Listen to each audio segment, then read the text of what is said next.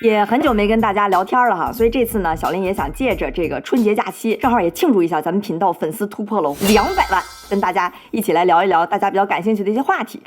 你看，我們也換了個新背景，輕鬆一點啊，不那麼嚴肅。這次呢，我就不想用那種一個問題回答一個問題回答這種一問一答的形式，我可能更想像咱們日常視頻那樣，整理出來一個框架，慢慢這麼深入的聊，符合咱們一貫的風格，比較有邏輯性。我是詳細整理了大家感興趣的各種問題，包括私信的、評論的，還有很多我在可能網上刷到的關於我的一些討論哈。總結下來呢，今天我準備分這麼3塊來聊。第一塊也是大家最感興趣的，就是我是怎麼賺錢的，咱們聊一聊小林說的商業模式。第二塊呢，就更偏內容向一點，我會介紹一下小林現在團隊大概是個什麼狀態，我們有多少人呀，這個內容是怎麼做出來的，包括我們對內容的一些想法規劃，就是我們想把頻道做成個什麼樣的。因為很多人覺得，小林平時也不怎麼回大家評論，不回私信，這個小林的團隊好像很神秘啊，是吧？所以今天呢，我們也來一個大公開、大揭秘，來跟大家一起分享一下。第3塊呢，可能就更偏個人向一點，反正有的沒的吧。咱就開門見山啊，先來說說我們是怎麼賺錢的。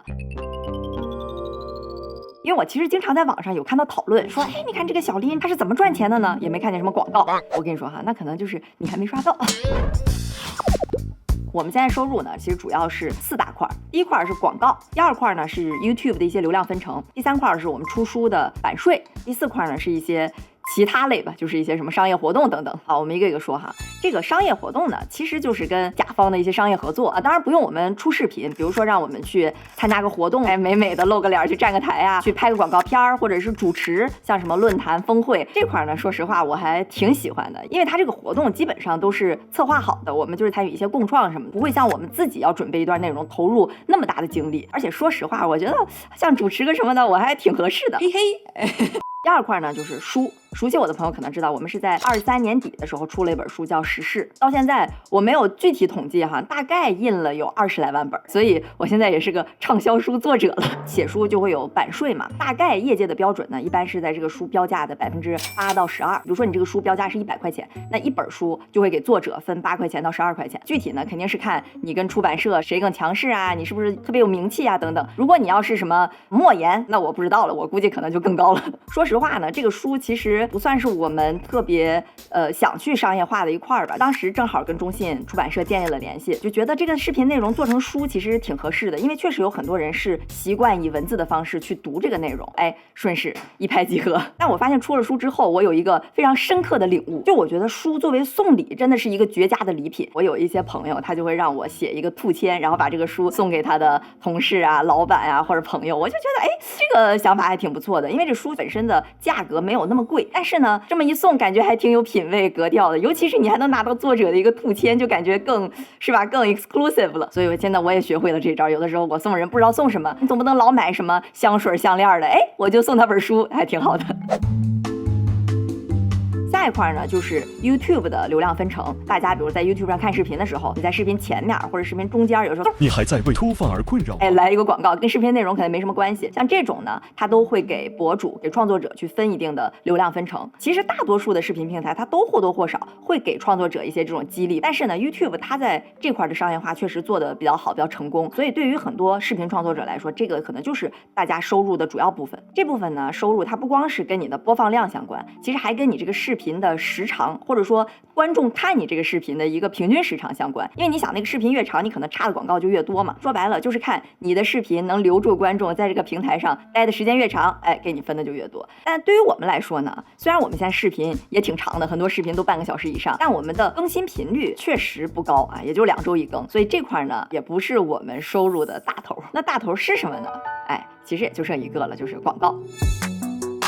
我也是真的很感激能有這樣的機會，一邊呢，我可以做自己喜歡的事兒，我們可以輸出內容；另一邊呢，也有甲方的支持，有這個商業價值。所以呢，也是想跟大家分享一下我們現在的廣告的一個模式吧。我們其實主要有2類，一類呢就是植入，說白了就是我正兒八經嘚嘚嘚嘚講我正常的內容，突然插一個可能1分鐘左右的廣告，就是甲方植入的一個內容。這個內容本身可能跟我們日常的內容沒太有關係。比如說我講美聯儲降息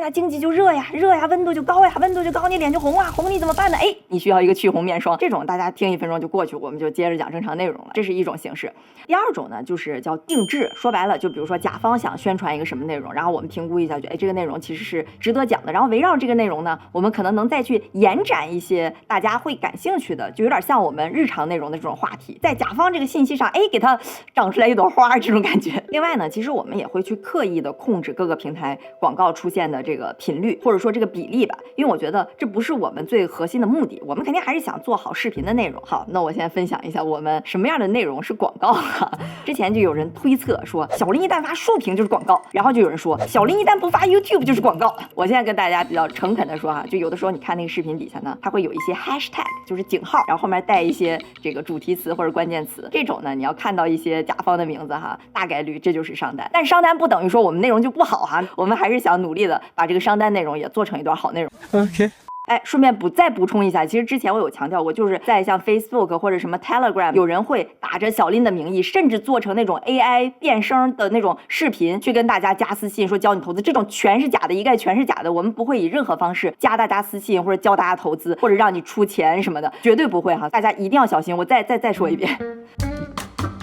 好，那關於未來的一些拓展的模式呢，有人說小林會不會去做直播，這個我們暫時還確實沒考慮過。也有人問說小林會不會出會員頻道或者是充電計劃，這個我們現在也沒有這方面的規劃，因為說實話，我一段視頻要花巨大量的時間和心血，對吧？我們做出來了，肯定還是希望能有更多的觀眾能看到，而且從我們現在商業循環的角度來講，靠商單支撐這個模式，我覺得相對來講也更合適一些。還有朋友可能會問說，小林準不準備賣課呀？這個吧，我們確實是考慮過，但一方面我們自己心裡也清楚，你要想做一門好課，知識增量、信息增量都特別好的課，它是需要花大量時間的。因為我們做一段視頻就是那麼長時間，你要把那個分鐘數都換成課，那個時間成本我覺得是巨大的。所以我在沒清楚大家是不是真實的有這個需求的情況下，現在確實沒有這麼多的時間和精力去支持做這件事兒。這其實也是為什麼我們現在內容這個頻率一直都上不去，有很多粉絲整天私信催更、評論催更，說希望我們視頻改到週更。但說實話，臣妾真的是做不到，不是我們不想做，真的是沒有這個時間和精力。就有人問說，小林，你這一段視頻要花多長時間呀？說你背後是不是有一個特別大的團队，有幾十人甚至上百人，你整天就往那坐着念稿就行了？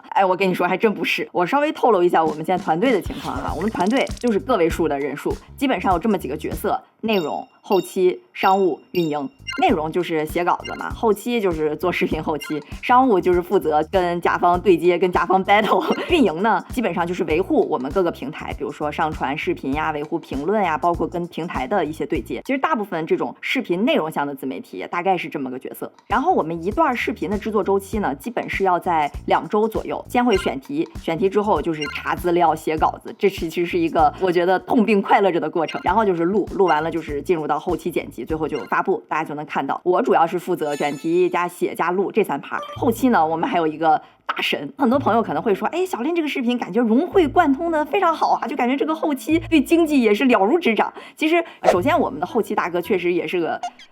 金融大牛啊，然後呢，我們每次在拍之前，其實我們會非常詳細的去過這個腳本，這句話要怎麼拍，這句話大概要放什麼圖表，要以什麼樣的形式會呈現。所以其實這個內容在拍之前，就大概已經成片是什麼樣子，可能我們後期大哥就已經心裡有數了，所以大家才會看到一個還挺不錯的作品。所以我們這個內容真的是花了很多心思在做的。有的時候我看網上有人說，這個小林視頻真淺，就是弄一些什麼維基百科、百度百科搁那念稿。那我想把自己的內容構建成什麼樣呢？就往大點說，我的內容理想是什麼呢？這麼說吧，就熱點內容我們是肯定會講，但是其實我從心底上更希望它長期來講，這個內容可以是一個有體系化的。就像我之前講過，說我是如何學習、如何思考，就是能在自己的腦子裡邊構建出那麼一棵樹。我就希望可能幾年之後，當我自己再回頭看小林頻道的內容的時候，它不是說今天哪又發生了個什麼事兒，一堆新聞搁那分析，它可能更多的是真的有一些體系化的、長期可以持續有用的東西。這是我的一些理想了，但是現在肯定還做的不是很夠，但我就想一點一點這麼把這個東西去補齊。說實話，這個不斷補齊弄成知識書的過程，對我自己來講也是一個在學習的過程。就比如說我們做國家经濟的系列，我們可以復盤日本、韓國、印度可能幾十年的发展，或者说我們會做一些，我有一個律師朋友哈，管它叫做名詞解釋，就是像我給大家講一講什麼是利率，什麼是通貨膨脹，什麼是國債，什麼是外匯等等這些內容呢。說實話，我自己都知道，它的流量肯定不如講美國大選這種更時效性的內容。但是從長期來看呢，它就是知識體系裡邊的一磚一瓦，這麼一點一點可以積澱起來。同時呢，我覺得這種內容它其實從難度的角度來講，它也沒有那麼好做，對吧？你說讓你講個利率，你從何講起？所以我說句不太害臊的話，我覺得也挺適合我做的。臭不要！然後有一些可能小一點的話題，可能不適合展開一個大視頻的，我們就會用小視頻去做。這個大概是我們現在內容的一個規劃吧。我現在對內容的理解呢，就如果說我想長期持續的輸出，它其實不是一個爆款逻輯，而是一個信任逻輯。什么意思呢？爆款就一段视頻爆了嘛，它可能是讓更多的人認識你一個出圈的過程。就比如說我最出圈的視頻，可能就是我被下架的視頻，對吧？但是呢，一個頻道它想長期的發展，就是說觀眾會不會長期的去看你，會不會一直看你，還是說看完你一段爆款吃個瓜就走了？這其實很大程度上是取決於一個信任度的。所以我是非常明確的知道，每一段視頻我們都是希望它可以去滿足用戶的預期，甚至是可能超出一點用戶的預期。這也是為什麼大家可能看我現在的視頻真的是越做越長，越做越長，大家的胃口可能被越吊越高，越吊越高。這也是我自己的一個矛盾或者悖論吧，就是我把大家的信任積累起來了，然後你對下不去了。我說回來哈，現在肯定有小夥伴要給小林出謀劃策了，說你那麼累那麼費勁，你招人不就完了嗎？說實話，我不是沒招過，我已經真的是認認真真招了好幾輪了。但是像比如說內容的這種崗位真的是非常非常的難。這次我去就是 B 站百大的那個聚會有個晚宴嘛，我就發現這不是我一個人的問題。我聊了一圈 UP 主，除了像有一些數碼區，它可能有比較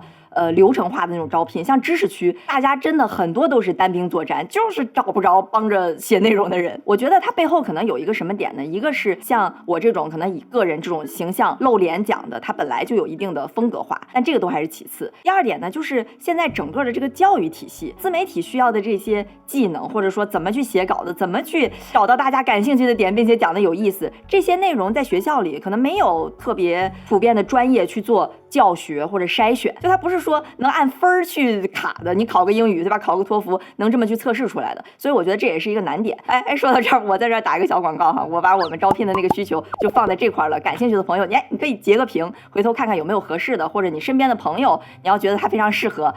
也可以推薦給我們，這樣我們有可能就能多更一點了。